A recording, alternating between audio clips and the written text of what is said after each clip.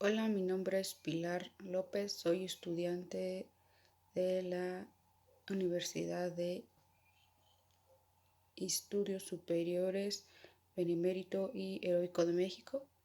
Estudio pedagogía y hoy les voy a hablar un poco del tema de la historia de la educación.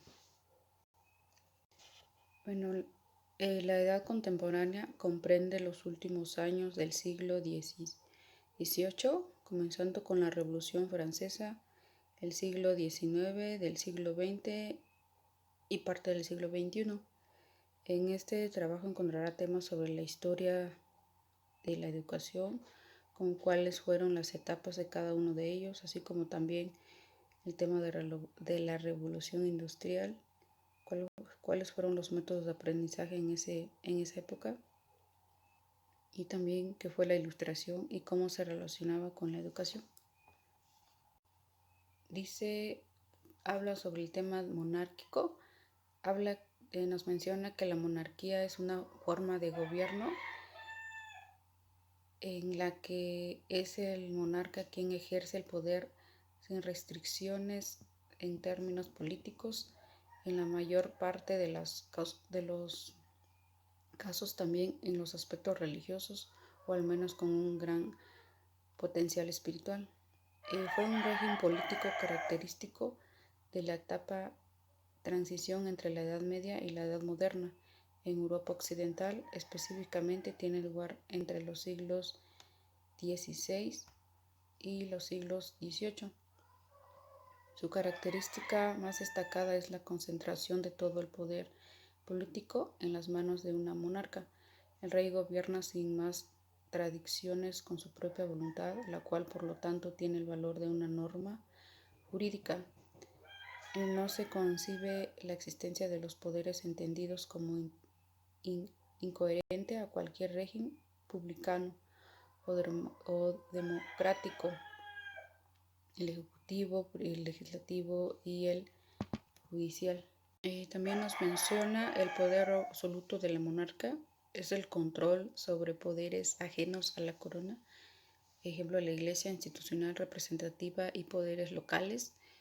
Él también conlleva la concentración administrativa, la reprensión de la disidencia religiosa, la sacralización y exaltación del rey en el arte y la propaganda, la formación de un ejército estatal centralizado, sometiendo de la nobleza y también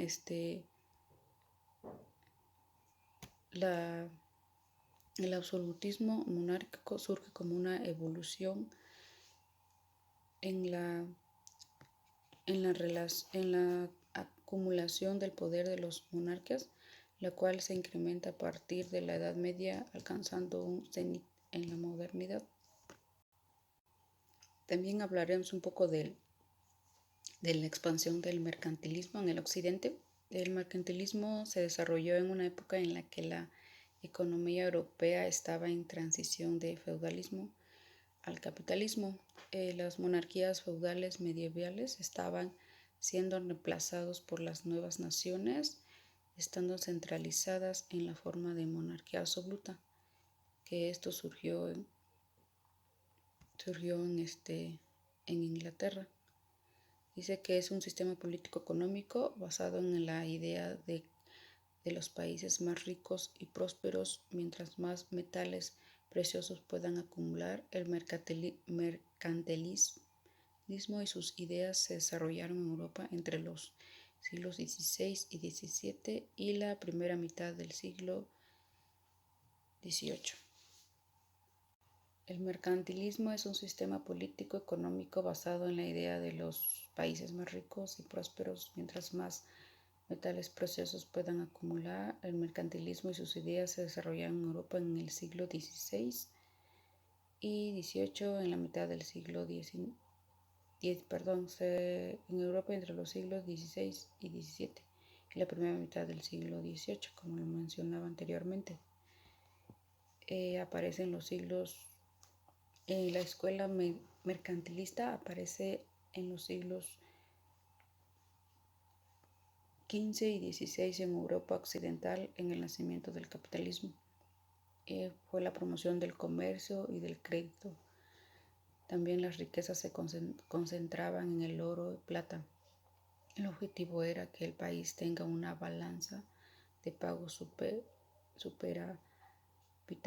superavitarias.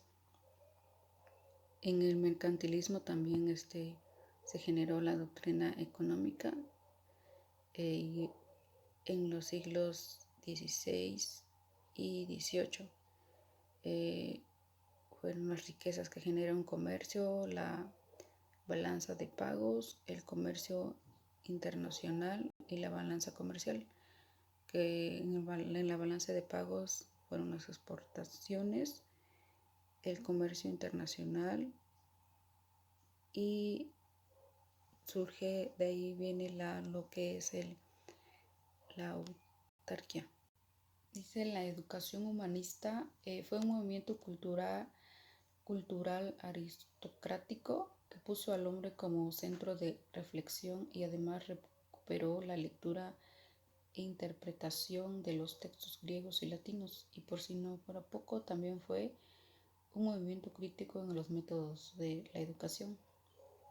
Los humanistas se caracterizaron por despreciar la enseñanza infantil y por enaltecer la investigación. En las academias, los humanistas comparaban y traducían textos antiguos, los interpretaban y escribían sus propias obras, interpretaciones y traducciones comentadas en los clásicos.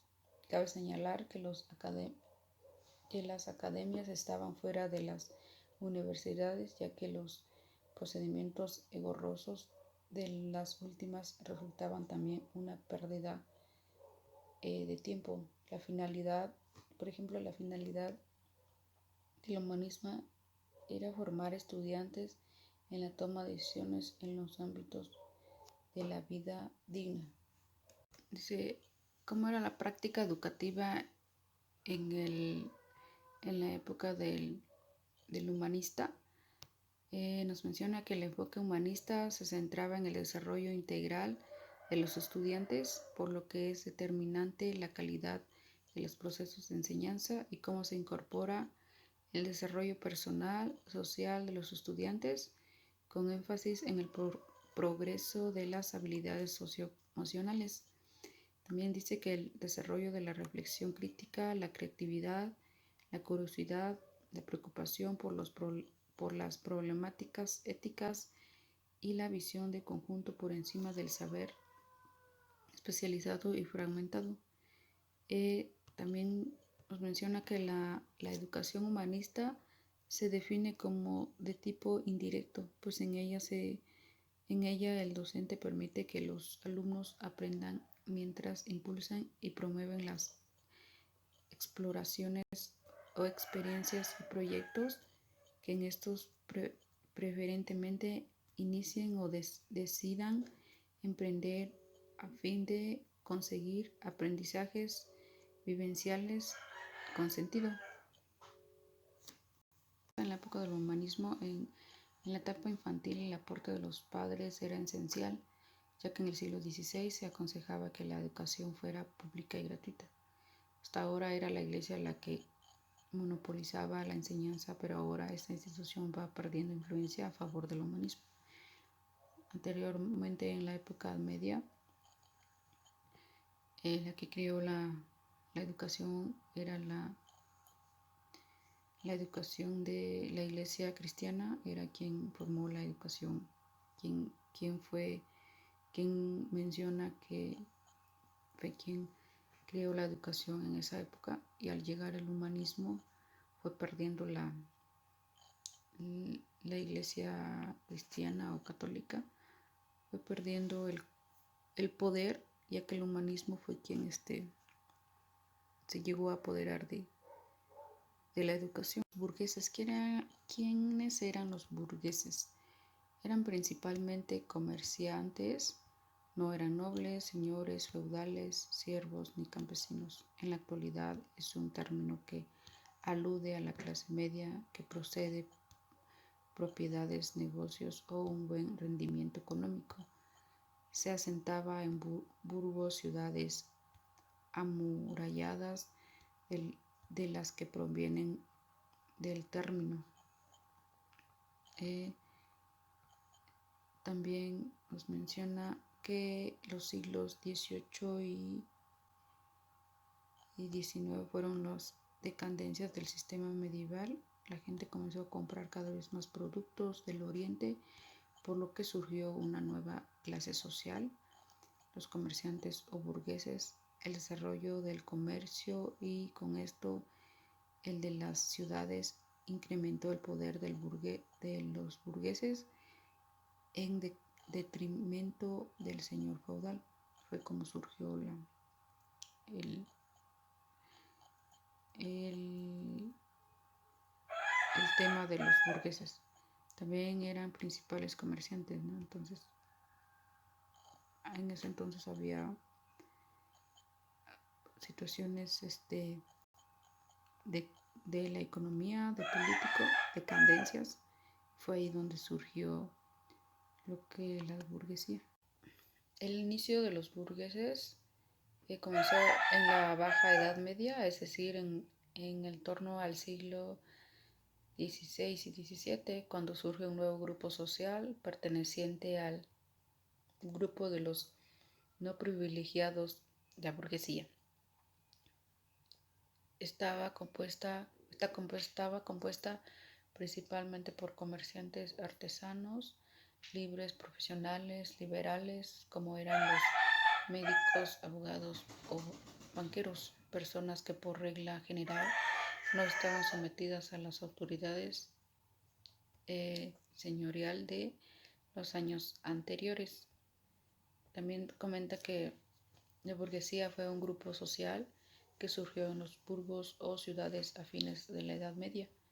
Luego se fue diversificando e incluía a comerciantes, propietarios de negocios, profesionales, médicos, artísticas, científicos, entre otros. Antes de las revoluciones industriales o francesa, su influencia política estaba reducida, ya que el poder continuaba en manos de la aristocracia. Por eso algunos burgueses comenzaron a existir una mayor participación política a lo largo del siglo XIX. Llegó a controlar el poder político y económico, mezclándose en la aristocracia. ¿Cuáles son las características de los burgueses? Las revoluciones burguesas en el plano político se caracterizaron por tomar como valor absoluto la idea de libertad e igualdad. Junto a estas propian la división de poderes y la incorporación de otras ideas en la Ilustración. La revolución industrial y otros factores económicos y políticos hizo que la Europa de finales del siglo XVIII viviera un cambio social. Pasó de estar compuesta por artesanos profesionales liberales y comenzó a convertirse en dueña de algunos medios de producción. Dice que la educación en la sociedad burguesa, en el sistema capitalista, el llamado de sistema de la sociedad burguesa es presentado como un proceso continuo de crecimiento. En algún tiempo fue diferente, aunque nos cuesta trabajo imaginar, así con cada revolución se ha revolucionado también la educación. Conforme se van actualizando nuevas etapas de ciertos periodos, como también se van actualizando nuevas reglas, nuevas normas, nuevas revoluciones, así también se va actualizando la educación. Sistema educativo de los burgueses, la educación en la sociedad burguesa. La educación en el sistema capitalista, el llamado sistema educativo de la sociedad burguesa, es presentado como un proceso continuo de crecimiento. En algún tiempo fue diferente, aunque nos cuesta trabajo imaginar, así con cada revolución se ha revolucionado también la educación. como lo mencionaba anteriormente. La enseñanza en el régimen demoburgués se caracteriza sobre todo como una enseñanza de clase. La escuela burguesa se distingue y separa a los niños en dos clases diferentes. El niño burgués, en cambio, también cualquiera que sea su capacidad, tiene derecho a la ilustración secundaria y a la superior. También nos menciona el tema de la revolución industrial. La revolución industrial fue un proceso de profundas transformaciones económicas, sociales, culturales, tecnológicas que se desarrolló en el año 1760 y 1840 y tuvo un origen en Inglaterra. En los siglos XX y XXI se produjeron la tercera revolución industrial y la cuarta revolución industrial respectivamente. La revolución industrial tuvo un enorme impacto en las relaciones laborales, así como en la organización social y económica de los estados europeos al comienzo del resto del mundo en pocos años. Nos menciona también que a mediados del siglo XIX en Inglaterra se realizaron una serie de transformaciones que hoy conocemos como revolución industrial, dentro de las cuales las más relevantes fueron la aplicación de la ciencia y tecnología que permitió el invento de máquinas que mejoraban los procesos productivos. También nos menciona que las causas que originaron la revolución industrial fueron las siguientes. Por ejemplo, los cambios en la organización del espacio rural inglés provocaron un fenómeno conocido como revolución agrícola. Los cambios en la técnica de la producción agrícola mejoraron la alimentación de la población y produjeron un aumento demográfico. Esa transformación tuvo un enorme impacto en las relaciones laborales, así como en la organización social y también en la organización económica de los estados europeos al comienzo del resto del mundo en pocos años. Con el tiempo se modificó las relaciones sociales, las costumbres de la población y el sistema de relación entre los estados, generando grandes cambios de escala global. También nos menciona que la revolución industrial se divide en dos etapas. La primera, que se llama Primera Revolución Industrial, se inició en Inglaterra a fines del siglo XVII y continuó en el siglo XVIII. Los bienes manufacturados pasaron de ser producidos de manera manual en talleres o pequeñas unidades productivas a ser fabricados por máquinas en grandes fábricas. La segunda, denominada Segunda Revolución Industrial, fue un fenómeno que de mediados del siglo XIX tuvo un fuerte impacto en el transporte y las comunicaciones, así como en la aparición de nuevas industrias como la química y la del acero. La educación en la revolución industrial, a partir de la revolución industrial, contribuye a un desarrollo económico y predominaba una pedagogía grupal y se tenía que maximizar la relación entre un maestro y un grupo de estudiantes.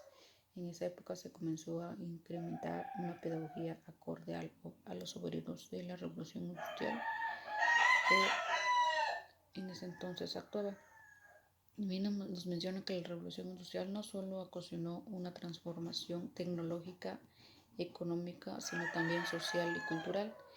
El éxito de la revolución industrial se debía en buena medida a la capacidad de producir mucho más con menos trabajadores, ya que en ese entonces ya había más tecnología, la tecnología estaba más avanzada, entonces había más máquinas, fabricaron más máquinas. En consecuencia, los países industrializados invirtieron en la ciencia y en la tecnología para mejorar su industria y la producción de sus productos. No es gratuito que en el siglo XIX surgiera el término autómata, que se refiere a una persona que actúa como si fuera una máquina. La ilustración en esa época, por ejemplo, la ilustración Comenzó en el año 1715. La Ilustración fue un movimiento intelectual que se desarrolló en Europa en el siglo XVIII. Aunque surgió en Inglaterra, fue en Francia donde cobró mayor importancia. Se centró en la razón humana y su capacidad de investigar y conocer la naturaleza a través de la observación y la experimentación. La Ilustración es la ideología y la cultura elaborada en la burguesía europea en su lucha con el absolutismo y la nobleza. Menciona cuál fue la aportación de la Ilustración en la educación. La educación en la Ilustración fue el desarrollo de los sistemas educativos en Europa, que continuó durante todo el imperio de la Ilustración y en la Revolución Francesa. Los pensadores de la Ilustración sostenían que el conocimiento humano podría combatir la ignorancia, la superstición y la tiranía para construir un mundo mejor. La Ilustración tuvo una gran influencia en aspectos científicos, económicos, políticos y social en esa época. En conclusión, entiendo que la historia de la educación tiene fundamentos muy importantes, no solo en ir al colegio y aprender a leer y escribir. También es importante conocer la raíz de la educación, cómo se fue formando, cómo se fue transformando, cómo fue el proceso que esto conlleva, ¿no? Desde la raíz hasta la actualidad. La educación en la actualidad es una educación más moderna, como lo mencioné anteriormente. En la década de la Edad Media surge la educación cristiana y de ahí se va desarrollando y ampliando las estrategias sobre la enseñanza hacia el alumno y también hacia el docente.